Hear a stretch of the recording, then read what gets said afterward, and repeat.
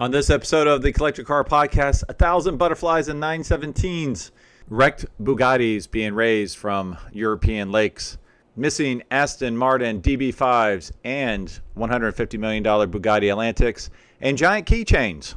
All this and more on the Collector Car Podcast. Your car deserves the best. That's why my Pontiac GTO and Porsche Boxster S are wrapped in California car covers. Since 1989, they've been family-owned and focused on quality, offering more than 100,000 patterns plus fully custom options. Protect your passion with California Car Cover, the world's softest custom-fit covers. Learn more at calcarcover.com. RM Sotheby's is the world's largest collector car auction house by total sales. They are the preeminent market maker of high-quality collector cars and collections, regardless of size or complexity. By working in partnership with the Sotheby's team and its network of 80 offices in 40 countries, RM Sotheby's has established the largest client network of any collector car auction house in the world. Join the RM Sotheby's family by connecting with one of their car specialists at rmsotheby's.com or contact me directly at gstanley@rmsotheby's.com. All right, Heidi, we are in an incredible exhibit that you have put together, and why don't you tell my listeners where we are and how they can possibly see this? So we are at Waterworks Visual Arts Center, which is in Salisbury, North Carolina, and the show, the overall arching theme of the show is the spark that drives us, and it includes 5 world-renowned artists in various mediums. We have Stefan Johansson, who is an abstract painter, and he is a Le Mans driver. And we have Michael Furman, who is an accomplished photographer. You probably know him and seen much of his work. He's written some books. He's got, his piece is called Badass. Sometimes he likes to say badass. Badass. And then we have Dan McCreary, who is a local watercolor artist, and his pieces are exceptional. They are so detailed. You could look at a droplet of water and see these interesting reflections on them. And then we have Richard Petruska, and he is an incredible, incredible sculptural artist. And you see his forms. We'll walk by them if you want. Yeah, let's check them out. And then obviously we have you as well. Oh, we have me. Well, we'll take a look at some of these, and then Okay. we'll look at your studio or your gallery. Yeah, take a look at the gorgeous finishes on these and the form. You get a sense of motion just by looking at them. I noticed the Jaguar XK120 Yes. or so, and obviously a Ferrari Formula One car here. Fantastic. And then I would assume that's a Mercedes right there, right? Okay. Well, yeah, these are just absolutely stunning. I see another Ferrari over here. Yeah. A lot of Ferraris, that's great. Well, why don't you show us your gallery and tell us a little bit about these pieces of artwork you have in here. So my exhibition is called Driven by Narrative. And cars are certainly my muse, but it's the stories that they carry that really kind of get me excited. And when you look into this gallery, you say, well, there's so many different mediums in here, and that's because once I sort of do the research and documentation of the car, I really kind of lean into find something that's a novel approach, and then I use that, I allow that to tell me what mediums to use. Well, a little sneak peek is we got the medium of butterflies behind you, but we'll get to that in a second. All right. So why don't you tell us about this first piece is called Rise to the Challenge, and I had an opportunity to follow a gentleman driver around for Ferrari Challenge for 2 years as he started, and then he actually went through the ranks and the classes and moved up and won North America Trofeo Pirelli AM. And included in here are his crashes and podium wins, and I got to really take a close look at what it was like to be a driver, his crew team, his coaching, how he prepared for races. And I hide things in each of these pieces sort of in plain sight. I see a sheep in there. What's with the sheep? So, that's a very good question. So, sheep, the woolly weeders, they use them at Sonoma Racetrack to keep the course area around the course manicured. So I had to put one of those in there. But I mean, if you look at this, I'm going to point it out, there are car crashes. This really is representative of the shadow that the mirror casts, but it's a crash. Oh yeah, boy. And then I've got, there were so many photographs. Here actually is my client kissing the bricks because he had won at Indy, and it's really exciting. Yeah, I mean, there's just so many details here. And then didn't you also say that some of this is actually pictures of the different racetracks? Yes, different racetracks. And so if you've been in those worlds, you can actually identify, oh, I know where that's from because the bumpers are that color. Or, you see grandstands or seats. There's all these little identifiers that, you can literally pick out.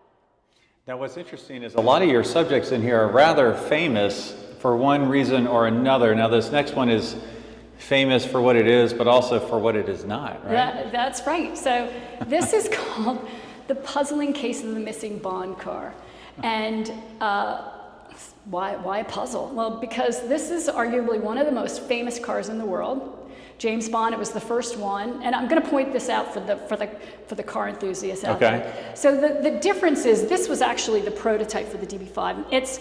If you look at it, it has this, which is a turn signal indicator, but they're not on the cars that are made. Okay. So that's so how you can put it on there them. Because it was a prototype? This is the prototype. It was the car. Yep. Okay. This was the car.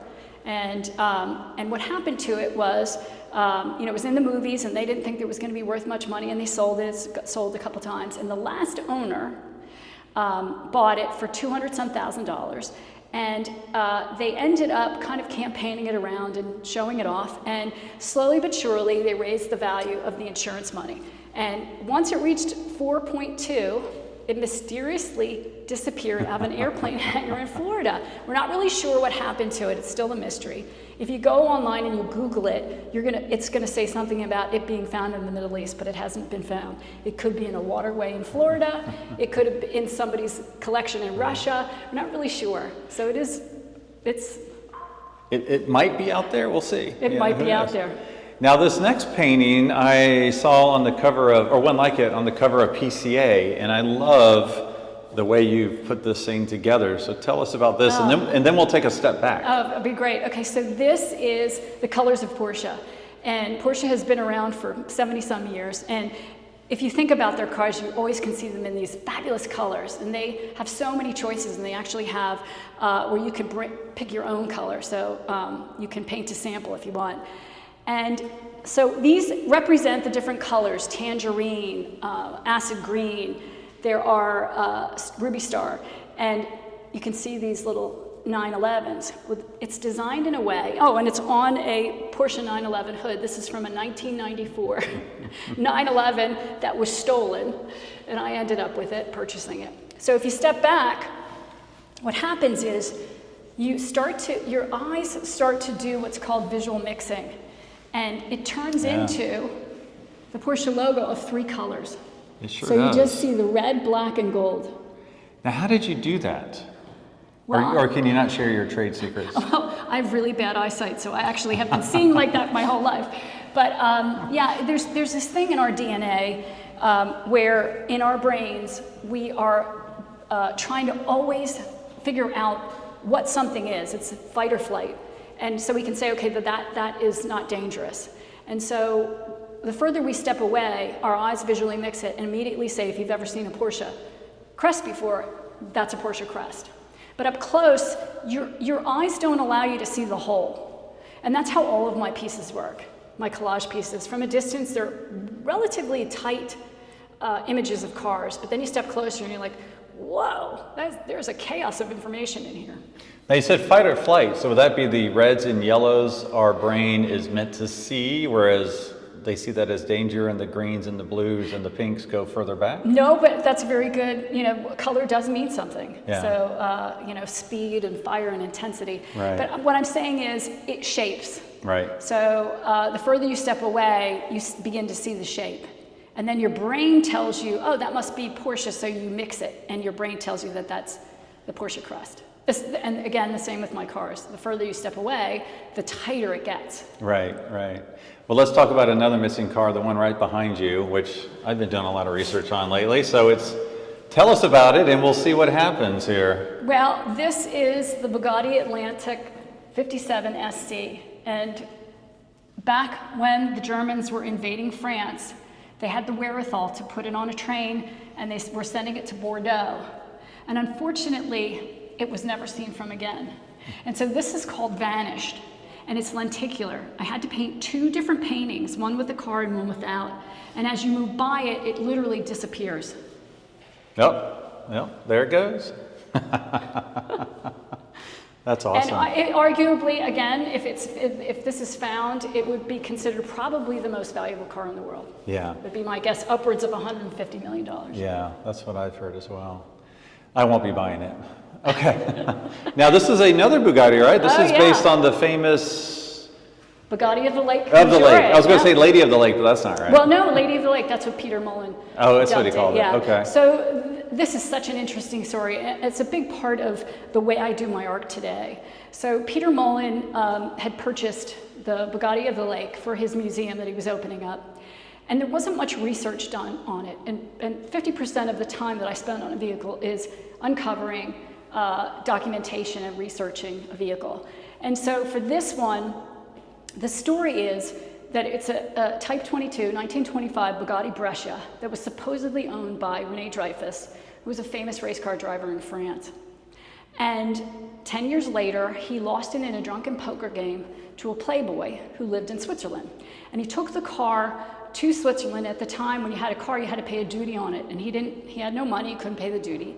And so the tax guys decided that they were going to dispose of it in a lake. But one of the guys thought, well, if this was René Dreyfus's car, it might be worth saving. So he put it on a chain so that he could pull it back out after they were gone. Oh, okay. But the chain rusted and broke, and it rolled 175 feet down to the bottom, flipped on its side, and there's like silt or muck down there, which there was no air in it. So it literally preserved that whole one side of the car, and the other side was like a skeleton. You can see it in this area would be where you can see how a car was made back then with the wood.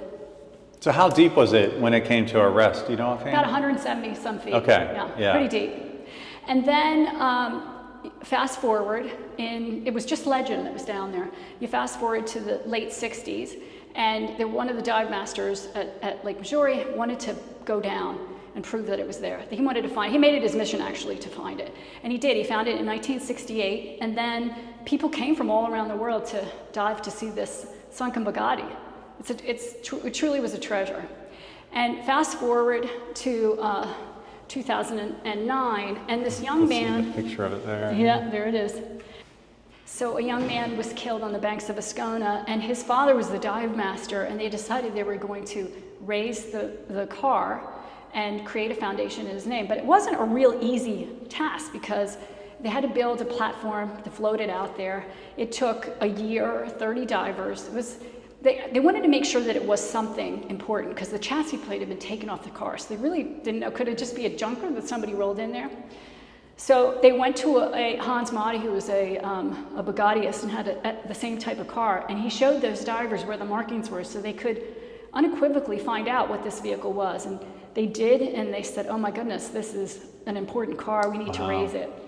So they did raise it, and it became this sensation on the banks. There were thousands of people that lined it. When they pulled the car out of the water, and this is a representation of the car being lifted out of the water, there was still air in the tires, and you could still see some French blue on the car. That's insane after 70-some years, right? Yeah. What I did, which is, and when I say that this piece moved me so much, that this young boy who died, and the reason they raised it, and then of course Peter and Merle Mullen, they wanted to pay homage to this, and I thought, how do I do that? So I took a canvas, painted out of water-soluble inks, and took it to the very spot where the car had laid for many years underwater. And the father of the boy who died took the canvas underwater, and he moved it back and forth and allowed the lake water to wash away some of that ink, just as it did wash away part of the car. So this is a representation of that, and here it is if you look. Oh yeah, I was wondering what that was. Okay. And then if you look here, this is actually it being pulled out. So yeah, then you look back and you say, okay. I love the tax collector, tax man. You got Peter Mullen up there with his wife. I have the drunken poker game and Peter and Merle. My wife this is where it was sold at Retromobile. My wife and I were fortunate to be the very last 2 public people into the Mullins Museum. Oh, you're so lucky. Like Bruce Meyer got us in, and I thought we had like 3 hours. And I'm starting to film, and all of a sudden they start flipping lights on and off, saying it's time to leave. We got to get ready for an auction tomorrow. Oh my, that's right. Yeah. Okay, so do we have another Bugatti? Yes, we do. So this is my Bugatti trilogy wall. So this is another Bugatti that during the war, when the Germans were invading, they took this to also Bordeaux, and they buried it. And this is called Unearthed, and it represents the moment that they brought it into the light again. And you can see this car at the Simeon Museum. Is this the Bugatti tank? Okay. 57. I did not realize that the tank car was buried at one point. Yep. Now, is that the actual shovel they used, or? No, that's a representation of the shovel. But I will say, I took a canvas and buried that in Bordeaux, France. Oh, wow. Yeah. Okay. So it was imbued with ingrained, should I say? Ingrained. Ingrained with the clay soil of Wow, that's awesome. Bordeaux. And now we're on to the 917. The 917, so this is my Aerodynamics by Entomology wall and installation. And it tells the story of the Porsche 917. And it's not a story that a lot of people know, but basically when Porsche created this car, and it's a purpose-built car, to race at Le Mans. They never won at the 24 hours of Le Mans, and they created this beast. It could go 200 some miles an hour, but it was unruly, and it had a tendency to lift on the straights. And it was so tough and unstable that the works drivers didn't want to drive it. It just so happens that a privateer bought one, and in '69, on his very first lap, he crashed and died. Wow. And so they knew they had to do something, and they took it to a track in Austria, Ostrigrig. And there, John Wyer's team, the engineering that the Porsche had hired, John Horsman was the chief engineer. He noticed as the car came in from going around the track a few times, that there were dead insects everywhere on the car but the rear wing. Now, they didn't think it was an aerodynamic problem. They thought, because they used a wind tunnel to design it, but that was, very early in wind tunnel design. And so they thought maybe it was a chassis flex problem and not an aerodynamic problem. But he knew immediately when he saw these dead insects all over the car but the rear wing that had to be aerodynamic problem. There was no downforce. No dead insects meant that there was no airflow there. And so he took out some snips and sheets of aluminum and duct tape and refashioned the back end. And the next morning, the car went out. This is insane. It was 5 seconds faster, which is equivalent to 50 horsepower. Wow. Insane. It broke a record at the track. And of course, as we now know, Porsche went on to win their first outright win at Le Mans in this car, and in '70, and then in 1971 they won again. They changed, the FIA regulations changed, and but insanely enough, one of the records that the 917 broke lasted till 2010. The butterflies are the stand-in, obviously, for the insects. And I think they're just absolutely gorgeous. Livery on cars is so important because you can identify, what team they are, and the colors are so interesting. So this is from the movie Le Mans. This is the Gulf livery, Steve McQueen's car that is now owned by a famous comedian.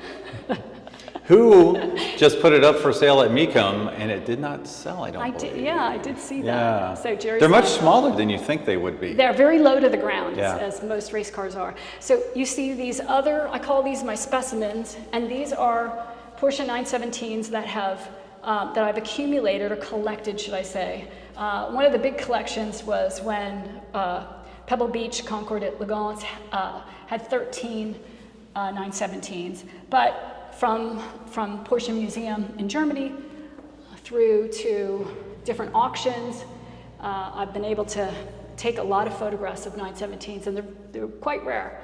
So it's very interesting. Now, I hide myself in a lot of my pieces.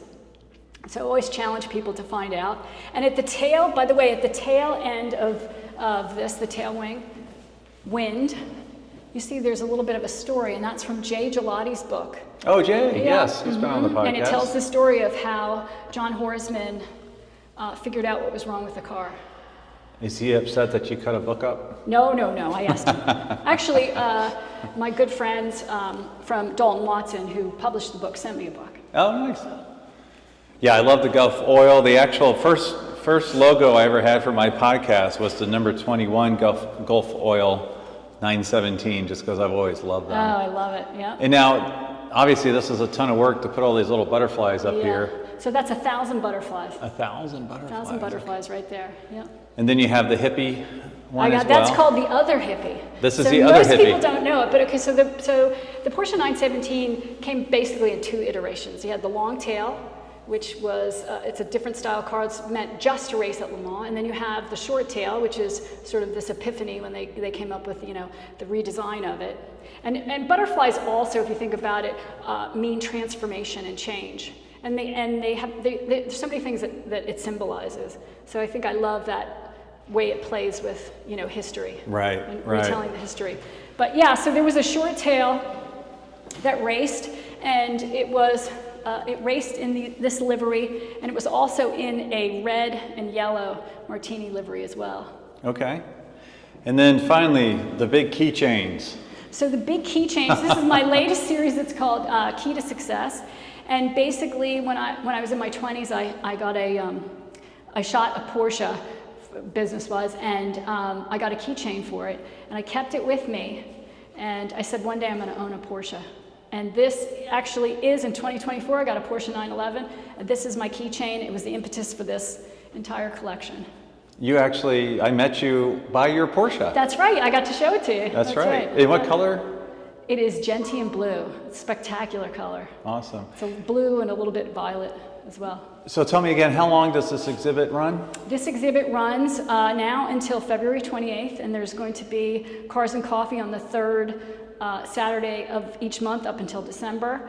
The hours are, I think, 10 to 5, and I want everybody to come in and see it. The idea behind this show is to take a look at cars through the lens of artists and see them in a new light. And I think that it's high time that car art comes out of the garage and is respected. And I think this allows us to do that. And it also makes you think about looking at cars differently and seeing the design elements of them and the beauty of them. Well, and so the link will be in the description, but we do have a car behind us that I'm pretty sure is not one of your pieces of artwork. No, so this is the Martin Stationette. I love it. It's from 1950. It's on loan from the Lane Motor Museum. It is a bonkers car. It's like a Woody. It's a 3-wheeler. It has a transmission from a Harley Davidson. What's really interesting about it, if you take a look inside, it's got theater-style seating, which flip up, and you see there's a notch out of the steering wheel. That's because you couldn't fit in it if it was down, and it didn't have a notch out of the steering wheel.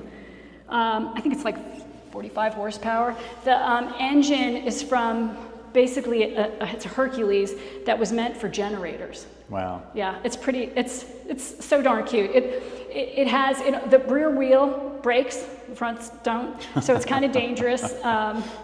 And it's a bear to drive. I've been told. I haven't driven it, but pretty much most of the cars in the Lane Motor Museum are difficult to drive. Kind of like that, yeah. So it's really, I say, what it lacks it lacks in safety and in drivability, it makes up for it in its charm. Oh, that's awesome. Well, thank you so much for being on the Collector Car Podcast. You're welcome. It's been my pleasure.